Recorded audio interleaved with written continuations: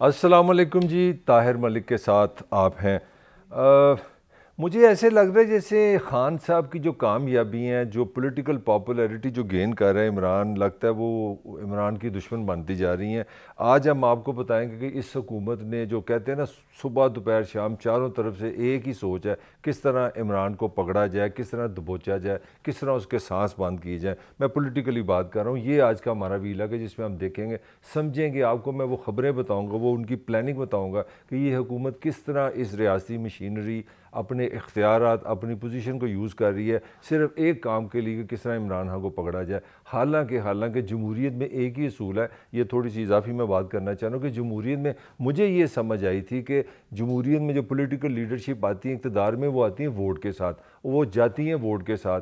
मगर अनफॉर्चुनेटली 75 साल के बाद, अभी हमने 2-3 दिन पहले अपनी यौम आज़ादी मनाई है, हमने कुछ नहीं सीखा। हमने अभी तक इसी चक्कर में है कि किसी तरह अगर कोई पॉलिटिकली फेम ले ले तो उसको किस तरह नॉन पॉलिटिकली कत्ल करना है। ये है आज हमारा वीलॉग का टॉपिक। और इसको मैं बताता हूँ कि उसके लिए, इमरान खान के लिए कहाँ कहाँ उन्होंने गन्स लगाई हैं, कहाँ कहाँ बम रखे हैं, माइंस रखी हैं। तो पहली माइंस तो आपको बच्चे को पता है, वो तो इलेक्शन कमीशन की माइंड थी कि वो इलेक्शन कमीशन ने जब ये फैसला किया कि जनाब आपने फ़ॉरेन फंडिंग ली है, ये फ़ैसला है, ये हमारी तफ्तीश है, ये हमारी तहकीक है कि आप पे ये इल्ज़ाम साबित हो गया, तो वो तो सुप्रीम कोर्ट में है, वो तो केस जाएगा, अदालत आपको बताएगी कि इमरान नाहल होता है कि नहीं होता। और काफ़ी कहा जा रहा है, जितने माहिरीन से मैं मिला वो कहते हैं कि केस इतना स्ट्रॉन्ग है जिसमें इमरान के लिए इतना अच्छी खबर नहीं आ सकती। अब आज का डंडा ये था, सिर्फ मैं आज आपको डेवलपमेंट में बताता हूँ जो आज क्या करने जा रही है हुकूमत। आज FIA ने नोटिस कर दिया खान साहब को कि जनाब आप हमें बताएं कि आपकी जो फॉरेन फंडिंग है, ये जो इलेक्शन कमीशन की फाइंडिंग है,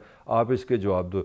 तो इमरान ने तो एक टिपिकली, मैं समझता हूँ ये आप उसको एग्री कर सकते हैं, डिसएग्री कर सकते हैं। इमरान हाँ वही इमरान हाँ फास्ट फॉरवर्ड कि मैं तन की समझना, उसने कहा मैं कोई जवाब जूब नहीं देना FIA को, मैंने जो भी किया मैं जानूँ, अदालत जानूँ। आज खान साहब ने रिफ्यूज़ कर दिया। तो एक फंदा इलेक्शन कमीशन का पुराना, जिसको मज़ीद टाइट किया जा रहा है, एक मैंने आपको ये बता दिया। इससे पहले आपको सबको पता है इलेक्शन कमीशन में एक रेफरेंस भी जा चुका है तोशा खाना का, जो इन्होंने तोहफे ज़ाती मिले, वो पैसे लिए, वो पैसे बताए नहीं, इस पर भी नाअहली का केस है। फिर इससे पहले एक प्रोपेगेंडा, एक बड़ा काम भी इस पर हुआ, किसी टाइम उस पर भी डेवलपमेंट हो सकती है। वो फरा बीबी का केस है जी, उसने पंजाब में बड़ी करप्शन की।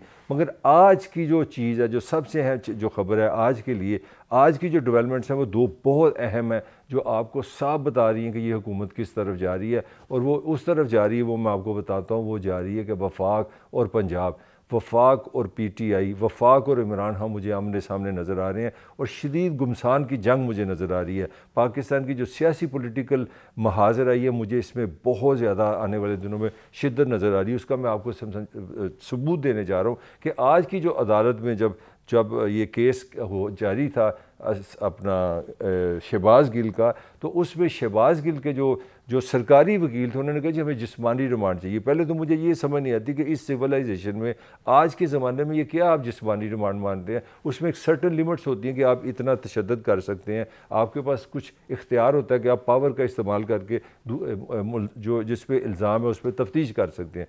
तो जनाब जो सरकारी वकील के 2 पॉइंट्स आपको सारी गेम समझा देंगे कि हुकूमत किधर जा रही है। उसने कहा जी कि हमें इसलिए इनका रिमांड चाहिए, हमें गिल का इसलिए रिमांड चाहिए कि ये बयान किसके कहने पे दिया गया है, हमें ये अभी पता करना है। इसलिए ये जो बंदा हमें चाहिए, वो बंदा जो अदालत में कह रहा है कि जिसका साबिक़ वज़ीर आज़म पाकिस्तान का, जो इस वक्त 4 सूबे में, मतलब आज़ाद कश्मीर को चल मान लेते हैं, सूबा गिलगित की, 4 सूबों में जिसकी हुकूमत है, वो उसने GNN पे लाइव प्रोग्राम में बताया कि गिल को नंगा करके मारा गया है। और कल इसी अदालत में ये बात, आज इस अदालत में ये एविडेंस रिकॉर्ड का हिस्सा है कि शहबाज गिल के प्राइवेट जो पार्ट्स हैं, जो इंसान की, मतलब मुझे इससे ज़्यादा क्या तजलील होनी है कि आपने अगर कानून तोड़ा है तो भाई उसका एक निज़ाम है, आप उसको फांसी दें, उम्र कैद दें, 1 घंटे की सज़ा दें।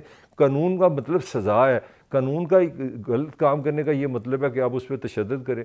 ये आपका साबिक़ वज़ीर आज़म पूरी दुनिया को बता रहा है अपने TV पर। आज अदालत के रिकॉर्ड का ये हिस्सा बन गया कि उसके साथ ये सारा तशद्दुद हुआ है। तो मेरे लिए तो इतनी बड़ी शेम है एज ए ह्यूमन, कि मैं एक इंसान होने के नाते सोचता हूँ कि दुनिया कहाँ से कहाँ चली गई है। और 2022 में आज पाकिस्तान की सारी जो सबसे बड़ी पॉलिटिकल कन्फ्रंटेशन है, जो पॉलिटिकल गेम बनी हुई है, सब बड़ी पॉलिटिकल पार्टीज, एक तरफ 13 हुकूमत में है, एक तरफ इमरान है कि जी एक बंदे पे तशद्दुद हुआ है, वो कहते हैं तशद्दुद नहीं हुआ। एक बंदा कह रहा है उसके कपड़े उतारे गए हैं, वो कहते हैं कपड़े नहीं उतारे गए। एक का कहना है कि उसके नाजुक अज़ाब में मारा गया है, कहते हैं नहीं मारा गया। अब कहते हैं 2 दिन का उसको मज़ीद दे दो, रिमांड दे दो कि हमने उसका नाम जानना है। तो ये नाम जानने से मुराद आप समझें क्या मतलब, ये नाम जाएगा इमरान खान की तरफ के 2 दिन में आपके पास बयान आ जाएगा। वो मैं लेटर आपको बताता हूँ कि एतजाज़ अहसन साहब ने हमें बताया कि इसका क्या मतलब होगा। ये एक एस्पेक्ट है। जो दूसरा एस्पेक्ट है जो इससे भी ख़तरनाक है, ये है कि मुझे साफ नज़र आ रहा है कि पंजाब और वफाक आमने सामने आ जाएंगे। वो इसलिए आएंगे कि इस्लामाबाद पुलिस के पास अपनी कोई जेल नहीं है, तो वो अडियाला जेल में मुलज़म को लेके आते हैं। तो गिल को अडियाला जेल से असूली तौर पर इस्लामाबाद पुलिस के कंट्रोल में रहना चाहिए। मगर खान साहब तो खान है, खान का तो पता है उसकी अपनी डेफिनेशन होती है कानून की और चीज़ों की। तो खान ने खुल के कह दिया कि नहीं, हर सूरत गिल को पंजाब में रखो। और ये खबरें भी आ रही हैं कि वो जो पंजाब का डिस्ट्रिक्ट जो पिंडी का हॉस्पिटल है उसको गिल को वहाँ वो क्योंकि he is not feeling well तो उसको हॉस्पिटल में पंजाब में ले आए। तो अगर वो पंजाब में आ गया तो ये भी एक कानून की खिलाफ वर्जी होगी। इसका सीधा सीधा मतलब है कि अपने ग्रेट इमरान खान साहब अपने फास्ट बॉलर बाउंसर मारने वाले आपकी वफाक के सामने आ गए। तो 60% जो पंजाब पाकिस्तान का है वो वफाक से लड़ रहा है एक बंदे के तशद्दुद के नाम पे। ये हमारी सिविलाइजेशन है, ये हमारी 75 साल की सियासत है, ये 75 साल की हमारी तरक्की है कि हमने कहाँ फंसे हुए हैं। हमारी सबसे बड़ी जो पॉलिटिकल पार्टीज़ की लड़ाई हो रही है कि मेरा बंदा है वो कहता है मैंने इसलिए नहीं इसको रिमांड देना कि तुम इस पर तशद्दुद करोगे, हम तशद्दुद नहीं करे। सच ए शेम, सच ए शेम। मैं मतलब मुझे समझ नहीं आ रही कि हम दुनिया के किस कोने में रह रहे हैं। तो जो पॉइंट था उस पर जो मैंने बताया, ये जो चारों तरफ से सारा कुछ हो रहा है, हाँ के लिए तैयारी हो रही है। और इसमें ख्वाजा आसफ साहब ने भी एक बम चला दिया, बड़े आराम से, बड़ा मीठा सा बम चला दिया। वो भी पप्पू बन के आए। हालांकि मुझे अच्छी तरह याद है कि कौमी असम्बली में जो उनकी स्पीच है, मेरे हाल मैं यहाँ रेफरेंस हूँ तो मैं भी गिरफ्तार हो जाऊँ, इस तरह का उन्होंने इस मुल्क की इस्टेब्लिशमेंट पे हमले किए हुए हैं। तो वो फरमाने का आज हमें भी पता चल गया कि 500-600 जो अकाउंट्स थे, जो हेलीकॉप्टर जिसमें हमारी बहुत अजीम कई जर्नैल से वो दुनिया से चले गए। वो बदकिस्मती है, वो मौसम की ख़राबी से। अगर वो अपने काम के दौरान गए हैं तो वो अल्लाह ताला के काम में तो कोई नहीं आ सकता।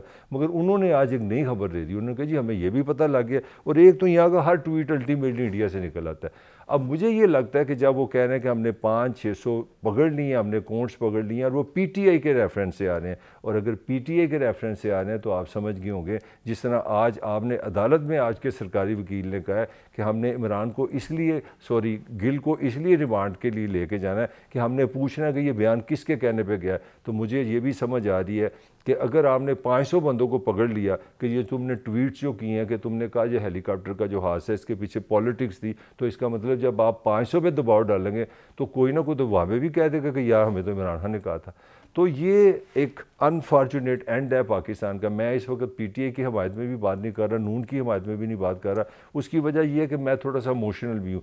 मैं विटनेस हूँ जुल्फ़िकार अली भुट्टो की हुकूमत ख़त्म होने का 5 जुलाई 1977 को। और आज के दिन ज़िया-उल हक जिसने 11 साल फ़ौज के डंडे पे, आमरीत के डंडे पे, आइन को तोड़ के आप पे हुकूमत की, आज के दिन वो दुनिया से चला गया था 11 साल के बाद।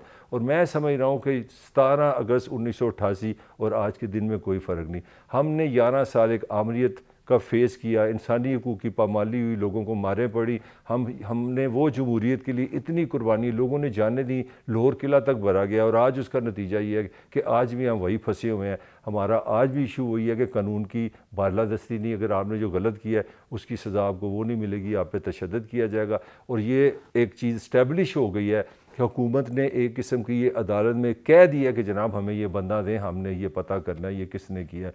तो मुझे लगता है कि इमरान के लिए ABCDEF से लेके चारों तरफ हमला है ताकि इमरान को सांस रोके जाएं। और उसका सिर्फ़ और सिर्फ एक ही मकसद है, जो पूरी आज की पाकिस्तानी सियासत का आपको मैं क्रक्स बताने लगा, जो मेरा एक्सपीरियंस है। इस मुल्क में 23 वज़ीर आज़म आए हैं, 22 आ चुके हैं, 23वां शहबाज शरीफ बैठा है।